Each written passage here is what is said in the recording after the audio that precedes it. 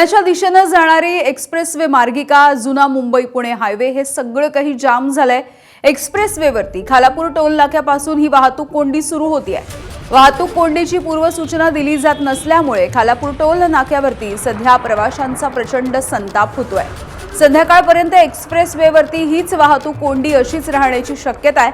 काल संध्याकाळी chemical tanker उलटला आणि त्यामुळे हा वाहतुकीचा खोळंबा झाला होता। मात्र आता याला 20 तास उलटून गेले तरी देखील ही वाहतुकीची कोंडी अद्यापही कायम आहे।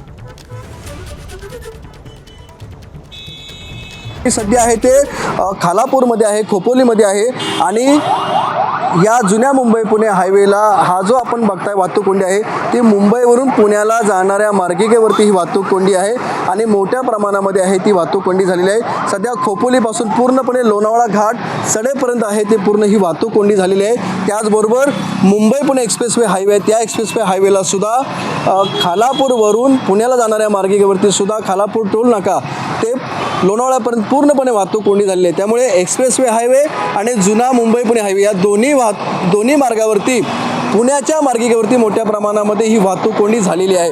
अशा 5 ते 6 वाजेपर्यंत आहे ते हीच परिस्थिती राहण्याची दाट शक्यता आहे। विनायक पाटील, एबीपी माझा, खोपोली, रायगड। तर गेल्या 20 तासांच्या नंतर देखील ही वाहतूक कोंडी अशीच सुरू आहे। त्यामुळे अर्थातच टोल नाक्यावरती हे सगळे प्रवासी संतापले।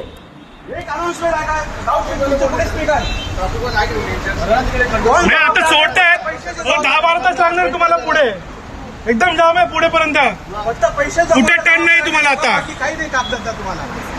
नागरिकांकडून ही टोलची वसुली केली जाते। मात्र मागच्या 20 तासांपासून इथून जे प्रवासी प्रवास करतात त्यांना कुठल्याही पद्धतीच्या सूचना किंवा वाहतूक कोंडीविषयीचा कुठलाही मेसेज देण्यात आलेला नव्हता आणि त्यामुळे प्रवासी संतापलेले आहेत। एक माणूस नाही तुमचा, एक माणूस पाणी नाही, उभे नाही हा काय ट्रॅफिक यांची पण ड्युटी आहे ना, कशाला पुढे पाठवतायत?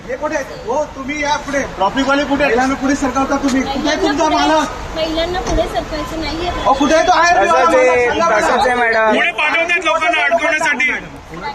अर्थातच प्रवासी तासनतास या वाहतूक कोंडीमध्ये अडकून पडलेले आहेत। तरी देखील या ठिकाणी टोलवरती मात्र टोलची वसुली केली जाते। अर्थातच त्यामुळे प्रवाशांचा संताप झालेला बघायला मिळतो आहे आणि टोलवरती असणाऱ्या कर्मचाऱ्यांना देखील त्यांनी हा जाब विचारलाय, आपला संताप व्यक्त केलाय। टोल घेतल्यावरही सुद्धा तुम्हाला किती 10 तास लागणार आहे पुढे, बंद केला रोड त्यांनी।